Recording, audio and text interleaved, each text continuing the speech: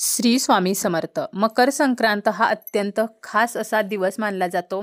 मकर संक्रांतीचा सण हा 3 दिवस साजरा केला जातो आणि या 3 दिवसांपैकी संक्रांतीचा जो दिवस आहे तर तो अत्यंत महत्त्वाचा दिवस असतो. तर अशा या मकर संक्रांतीच्या दिवशी चुकूनही आपल्याला काही वस्तू आहेत ज्या अजिबात वापरायच्या नाहीत, अन्यथा आपल्याला आयुष्यभर भोग जे आहेत तर ते भोगावे लागतील. तसेच मकर संक्रांतीच्या दिवशी आपण काय करावे, काय करू नये याची सुद्धा माहिती आपण या व्हिडिओमध्ये पाहणार आहोत. व्हिडिओला सुरुवात करण्या अगोदर तुम्ही जर चॅनलवरती नवीन असाल आणि पहिल्यांदाच माझे व्हिडिओ पाहत असाल तर चॅनलला सबस्क्राईब करा. व्हिडिओ महत्त्वपूर्ण वाटला तर व्हिडिओला लाईक करा. मकर संक्रांतीचा सण जो आहे तर तो अत्यंत खास आहे आणि सौभाग्यवतींसाठी अतिशय महत्त्वाचा असा सण आहे. मकर संक्रांतीच्या दिवशी सूर्य जो आहे तर तो धनु राशीतून मकर राशीमध्ये प्रवेश करतो आणि उत्तरायण जे आहे तर ते याच दिवसापासून सुरू होत असते. या दिवशी स्नान, दान, तप, तर्पण या धार्मिक विधींना अतिशय महत्त्व आहे. सर्वात अगोदर आपण मकर संक्रांतीबद्दलची अतिशय थोडक्यात आणि अतिशय महत्त्वाची माहिती आपण पाहणार आहोत. मकर संक्रांत जी आहे तर ती 14 जानेवारी 2025ला मंगळवारी आलेली आहे.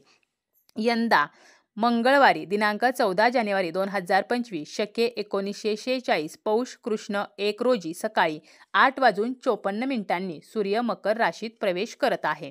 संक्रांतीचा पुण्यकाल हा मंगळवार दिनांक 14 जानेवारी 2025 सकाळी 8:54 पासून ते संध्याकाळी 4:54 असणार आहे. सूर्याचे मकर संक्रमण हे बालवकर्णावर होत असल्याने वाहन वाघ असून उपवाहन घोडा आहे. संक्रांतीने पिवळे वस्त्र परिधान केले असून हातामध्ये गदा घेतली आहे. केशराचा टिळा लावला आहे. वयाने कुमारी असून बसलेली आहे. वासाकरिता जाईचे फूल घेतले आहे. पायस भक्षण करत आहे. जाती सर्प आहे. भूषणार्थ मोती धारण केले आहे. वार नाव व नक्षत्र नाव महोदरी आहे. सामुदाय मुहूर्त 45 आहेत. ती पूर्वेकडून पश्चिमेला जात आहे व वायव्य दिशेला पाहत आहे. संक्रांतीचे फल. संक्रांतीने ज्या वस्तू परिधान केल्या आहेत त्या वस्तू महाग होतील. संक्रांती जेथून आली आहे तेथील जनतेला सुख प्राप्त होईल. संक्रांतीच्या पर्वकाळामध्ये द्यायचे दान: नवे भांडे, गाईला घास, अन्न, तिळपात्र, गूळ, तीळ, सोने, भूमी, गाय, वस्त्र, घोडा इत्यादी. वर्ज्य कामे: दात घासणे, कठोर बोलणे, वृक्ष तोडणे, गवत कापणे, गाई म्हशीची धार काढणे. तर अशा प्रकारे थोडक्यात ही संक्रांतीची माहिती आहे. आता सर्वात महत्त्वाचं म्हणजे या दिवशी आपल्याला काय करायचं आहे, तर आपण सकाळी लवकर उठायचं आहे. त्यानंतर स्नान करायचं आहे. स्नान करताना आवर्जून आपल्याला अंघोळीच्या पाण्यामध्ये काळे तीळ जे आहेत तर ते टाकायचे आहेत. थंडीचे दिवस असल्यामुळे आपले शरीर उलते. जेव्हा आपण अंघोळीच्या पाण्यामध्ये काळे तीळ टाकतो त्या तिळातील तेल हे पाण्यामध्ये उतरते आणि या पाण्याचा आपल्याला शरीरासाठी फायदा जो आहे तर तो होत असतो.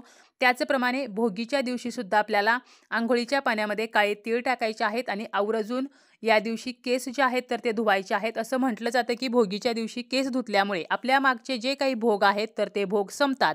त्यामुळे आवर्जून तिळाचं उटणं म्हणजे तीळ जे आहेत तर ते बारीक करून त्याची पेस्ट बनवायची. असं उटणं आपण शरीराला लावू शकतो किंवा डायरेक्ट आपण गरम पाण्यामध्ये चमच्याभर तीळ जे आहेत तर ते टाकू शकतो.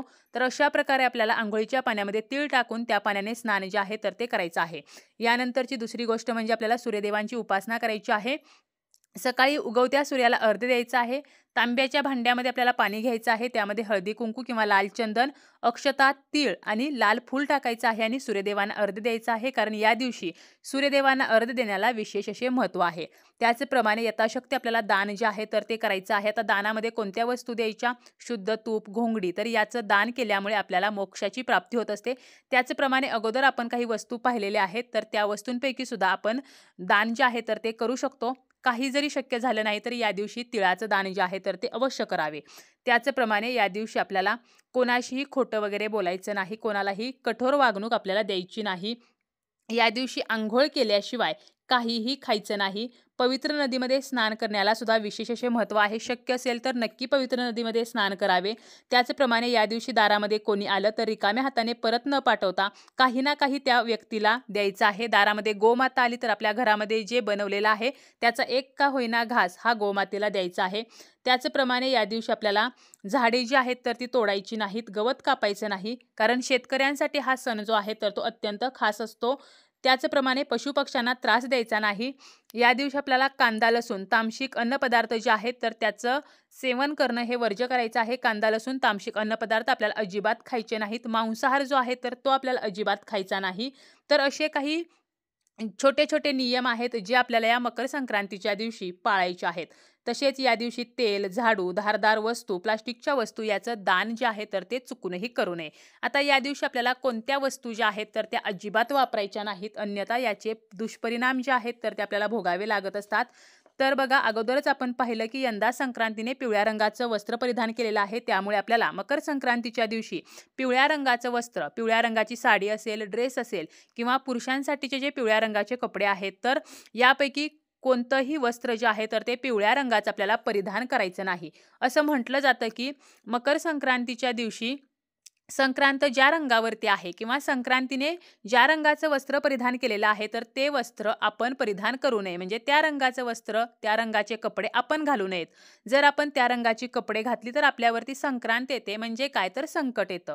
आता बऱ्याच वेळेला हा प्रश्न पडतो की मग संक्रांत पिवळ्या रंगावरती आहे तर मग आपण हळदी कुंकवासाठी जातो तर तेव्हा हळद लावावी का, सोन्याचे दागिने घालावेत का? तर हा नियम हा फक्त कपड्यांपुरता आहे, त्यामुळे आपण हळद लावू शकतो, सोन्याचे दागिने जे आहेत तर ते घालू शकतो, पिवळी फुले जी आहेत तर ती पूजेमध्ये वापरू शकतो. तसेच या दिवशी आपल्याला अजून कोणती गोष्ट वापरायची नाही, तर संक्रांतीने केशराचा टिळा लावलेला आहे, त्यामुळे आपल्याला केशराचा टिळा लावायचा नाही.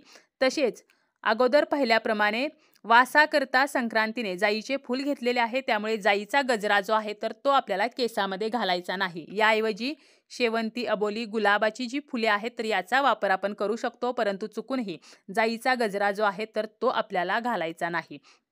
तसेच हातामध्ये आपण बांगड्या घालतो तर यामध्ये काळ्या रंगाच्या, पांढऱ्या रंगाच्या अशा बांगड्या आपल्याला अजिबात घालायच्या नाहीत. काळ्या रंगाची साडी आपण नक्की घालू शकतो, कारण संक्रांतीचा हा एकमेव असा दिवस आहे या दिवशी काळ्या रंगाचे कपडे घालावेत असे सांगितले जाते. त्यामुळे काळ्या रंगाची साडी आपण मकर संक्रांतीला नक्कीच घालू शकतो, परंतु काळ्या रंगाच्या बांगड्या घालायच्या नाहीत. हातामध्ये बांगड्या भरताना त्या हिरव्या रंगाच्या आणि काचेच्याच बांगड्या भरायच्या आहेत.